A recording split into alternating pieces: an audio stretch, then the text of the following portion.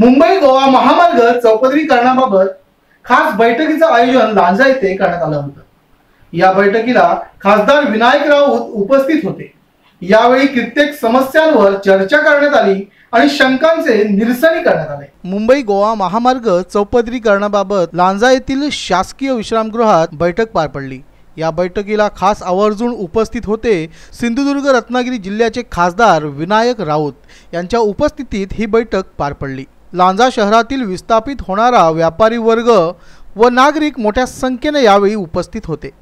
शहरामधून चौपदरीकरण कशा पद्धतीने होणार आणि कशा स्वरूपात मोबदला असणार अशा अनेक समस्या या ठिकाणी मांडण्यात आल्या होत्या। 2017 पर्यंत जवळजवळ 90% लोकांना भूसंपादनाचा मोबदला देण्याचा प्रयत्न शासनाच्या माध्यमातून होणार आहे आणि ऑक्टोबरमध्ये या कामाला प्रत्यक्षात सुरुवात होईल।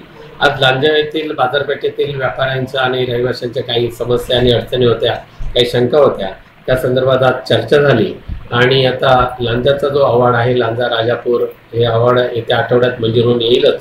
त्यानंतर पुनश्च एकदा संबंधित अधिकाऱ्यांच्या उपस्थितीमध्ये ह्या सर्व संबंधितांची एक बैठक करून ज्यांच्या काही समस्या आहेत ते सोडवण्याचा प्रयत्न केला जाईल, पण प्रत्येकाचं समाधान होईल अशा पद्धतीपर्यंत आम्ही प्रयत्न करत राहणार आहोत।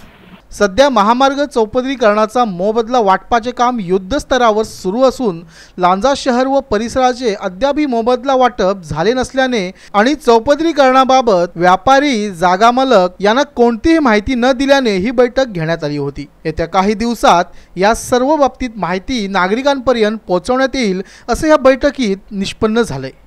Bureau report Konkan live Lanja.